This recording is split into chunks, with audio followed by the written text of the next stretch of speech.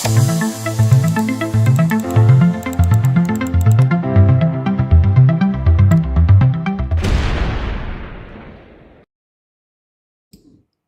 啦，歡迎嚟到 onlypower.com 重力媒體，我係 Tommy 羅偉樂。今日咧有啲特別嘅方法做，應該話用啲簡易啲嘅方法做嘅應該。因為呢日咧今日咧其實咧係講翻喎，要成日都要講翻呢個問題嘅，講翻呢個時間。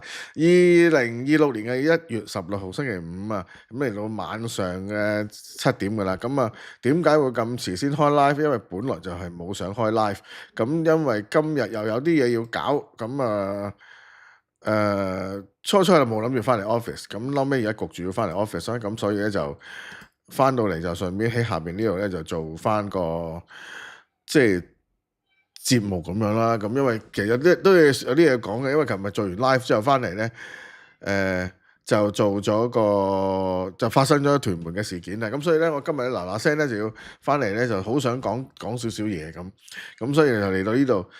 俾啲貓嘈住嘅情況底下咧，就話呢個嘢爬窗添喎，又知你咁咧就做好希望做快啲，簡短做咗佢就係睇翻琴日嗰個片段先嚇。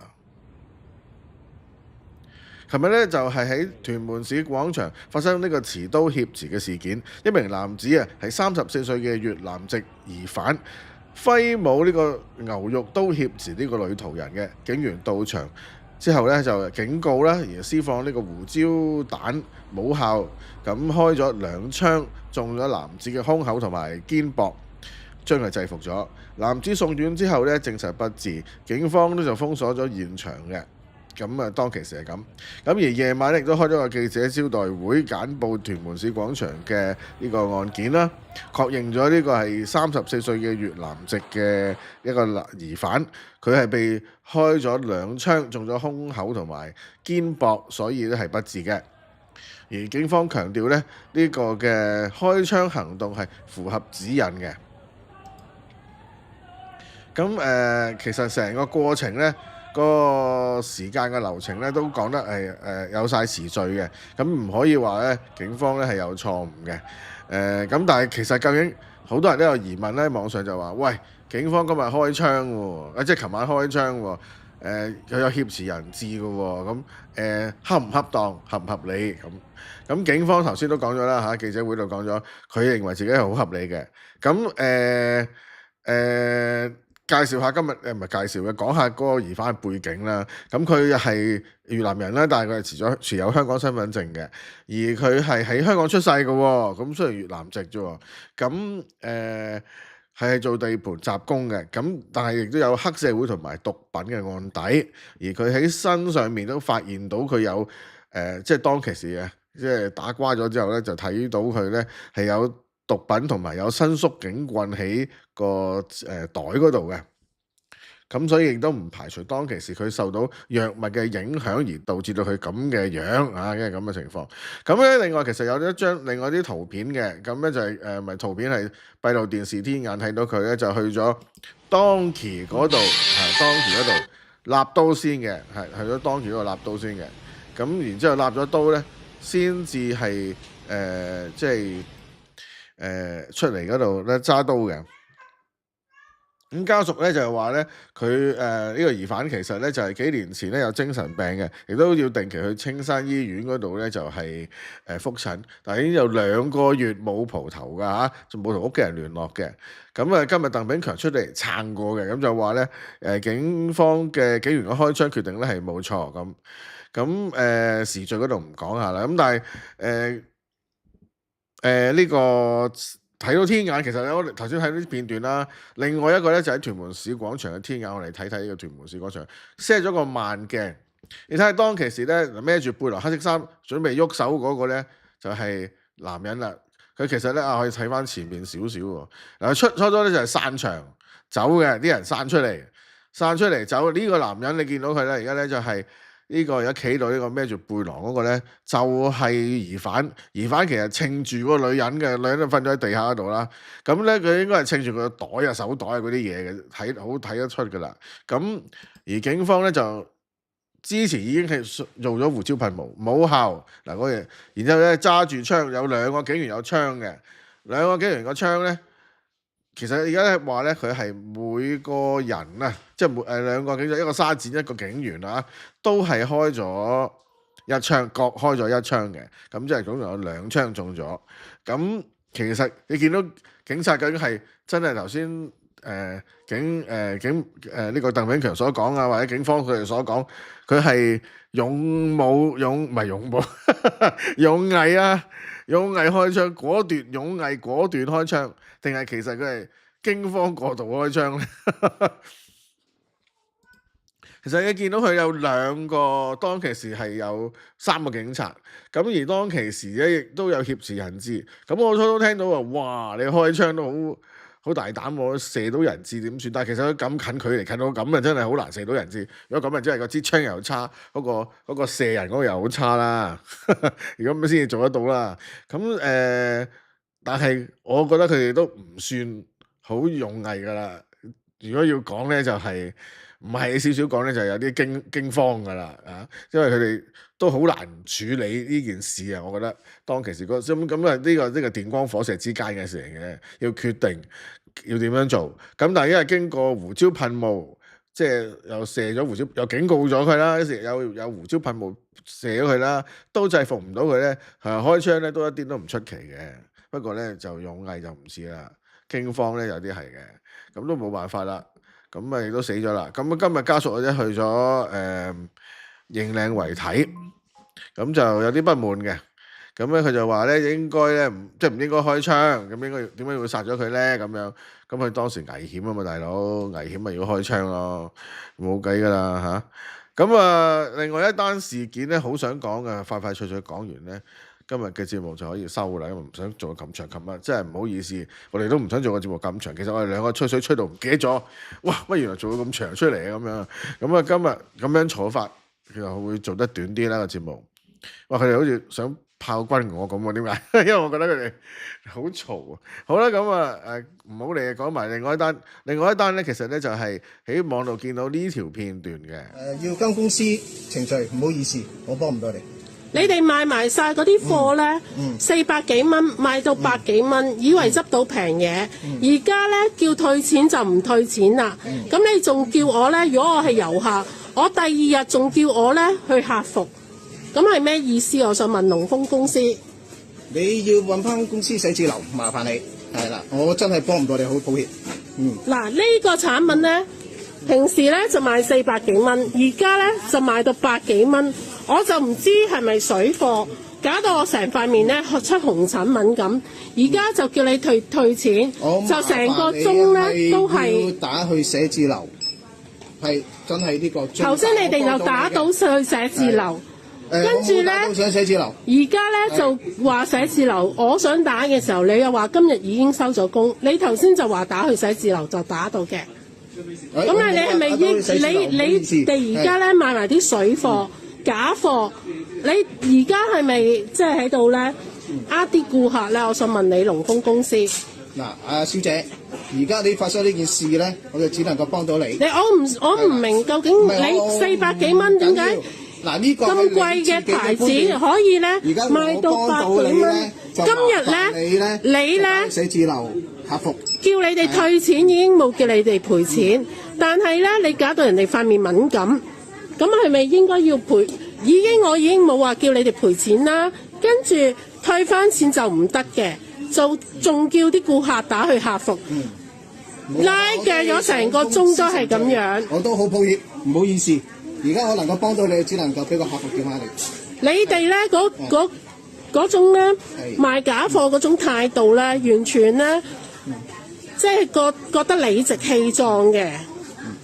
即係總之咧，就人咧唔使本嘅，係咪啊？係咪咁嘅意思啊？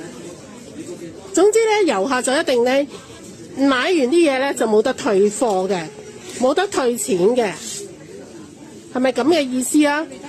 咁即係遊客第2日都唔可以退翻錢啦？係咪咁嘅意思啊？你而家你講啦，嘥晒我啲時間。賣埋晒啲假貨，我而家咧就話開過就唔退得。咁但係咧，你哋咧就賣埋呢隻牌子 Clinique 幾百蚊400-500蚊，而家賣到百幾蚊，算啦，以為執到平貨，原來咧就係假嘅，假到人哋塊面敏感嘅。我唔知你究竟咧，我對你間公司咧非常之失望咯。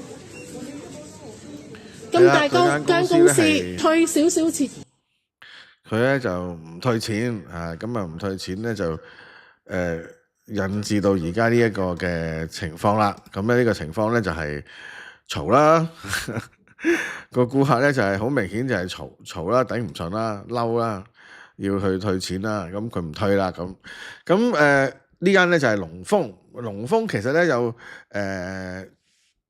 都唔係第一次出事嘅，咁但係今次我冇話佢出事啊，因為而家係唔知咩事，係有個顧客喺個網就拍一片喺個網嗰度就話呢間嘢佢買咗啲嘢就話佢整到佢爛面咁樣。咁其實龍豐咧喺坊間咧而家淨有兩個講法㗎嚇，我問過下啲人。亦都上網 check 下佢啲料，發現咧龍豐可能冇幫襯咧賣女裝，即係化妝嘢啊，咁啊好少做呢啲嘢，睇我方面咁爛啊，知道冇買啲嘢啦。咁啊一定有兩個講法，一定話佢哋一話咧龍豐咧有買水貨，亦都有人話咧揦個嘢中伏買假貨。咁究竟佢係買假貨定係買水貨？咁有啲人就話其實佢兩樣都略有，咁啊好難確定嘅。咁啊要講下佢嘅背景先。其實龍豐咧喺香港咧就係一個藥房嚟嘅，咁亦都賣女裝嘅，即係女人嘅呢個美妝嘅一啲連鎖店嚟嘅。佢嘅規模都幾鬼死大嘅，有埋網啦、諸如此類啦嚇。咁即係以前有莎莎呢啲咁樣，其實咧而家咧就剩翻佢咁滯啦。如果仲係咁多鋪嘅話就咁佢亦都有登，因為最吊詭咧就係佢就有登記特區政府搞嘅呢個正版正貨嘅承諾嗰個 logo 啊，嗰個嘢嘅。咁即係話咧，佢裝咗呢個計劃，嘅話會點咧？就係佢係會員啦，佢係會員嘅咧，佢係願意接受海關隨時去抽查佢哋嘅嘢嘅，即係信心嘅保證，證明咧海關查親都佢係 show 到佢係正版嘅，即係咁嘅意思嘅啫。咁所以咧，亦都可以話咧，喂，咁佢就唔係賣假貨咯喎，咁但係啲人話喂唔係喎，佢明目張膽喎，而家攞晒牌大賣假貨。我冇話，我係話網上啲傳言，即係唔係我講，我而家講緊呢啲。咁而有啲網民就喂佢哋其實係水貨嘅龍頭啊，即係你買水貨揾佢特別買啲嘢平啊咁樣。其實啲嘢特別平都要留意下嘅，係咪先？究竟佢係平到一個合理嘅價錢啦，定係平到一個非常唔合理嘅價錢？咁你而家佢講緊嗰支產品咧，嗰個顧客買嗰支產品咧，就應該唔係幾合價，嗰個合理嘅價錢，平得好緊要啊，多過平咗2/3係嘛？咁即係都幾金喎，真係。咁啊冇咁大隻蛤乸隨街跳下唔啱嘅咧，咁係咪嘅咧？咁啊要佢報呢個，佢唔係報警嘅，佢應該可以去報呢個海關嘅。咁但係又講翻轉頭喎，如果你話佢係呢個想退錢咧，佢係應該聯絡翻總行，因為咧又毫無疑問佢又用過。佢用咗呢個產品，其實就即係拆咗佢開咗，又真係好難即刻喺鋪頭度退貨。咁啊，要佢退錢喎，係嘛？咁你爛面，你咪投訴咯。你話真係唯有咁嘅啫。咁你又驚執輸買到咁平嘅嘢，你都唔諗下。咁然後你去質疑佢，咁冇用㗎喎，真係冇用㗎喎，所以係要開聲投訴㗎喎，自己嚇咁去報海關啦。咁以龍豐嘅呢個背景咧，同埋呢個佢嘅過往嘅記錄啊，其實佢要捉到佢話佢有問題咧，係喺2010年嘅時候，海關嘅一次行動裏邊咧，就發現咧有3間嘅龍豐咧係咧分別咧係應用咗虛假商品説明同埋藥物成分同標籤不符嘅情況出現嘅，同時亦都有應用到偽造嘅商標罪，罰有成20種嘅呢個款式係假嘢嚟嘅，即係真係賣假嘢，咁就罰咗58000啫喎，喂都抵犯法喎，58000唔係貴啊，係咪先？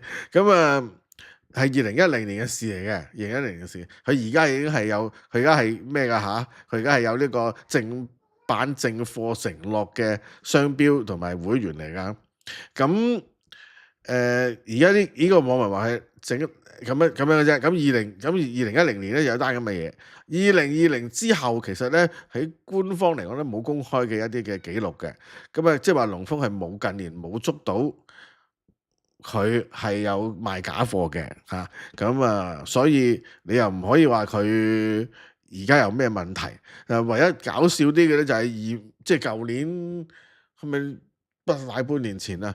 好似唔係都唔使半年前，就係試過警方真係入去做調查，就行錯咗入去龍豐，之後龍豐咧就鬼晒咁嘈，話要投訴警方，因為喂你入錯去，影響咗佢哋嘅聲譽，個袋2010已經臭噶啦，咁啊去到2025年已經叫做挽回翻少少聲譽啦，自己又係正品正貨嘅會員，又冇俾人捉到佢啲假貨嗰啲嘢，你而家行去嗰度捉假貨揾佢咁樣，唔係幾好啦，真係。咁事實上冇證明嘅，咁我都唔知道佢真係乜嘢係嘛？水貨賣到咁平，400幾500蚊嘅嘢賣100零蚊，咁你咪自己諗下咯。咁爛面啦，其實有陣時有啲咁樣嘅化妝品，我就知道有啲朋友我都見過，有啲人爛面咧係真係因為用咗唔啱用嘅。咁你究竟以前呢條女，究竟你以前有冇用啲啱用嘅？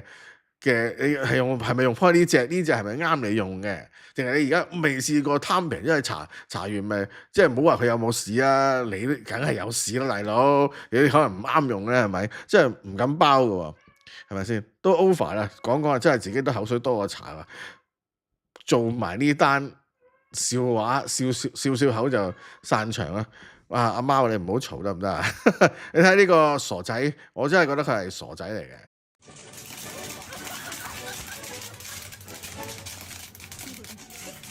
你信唔信會有人咁樣整爆谷㗎？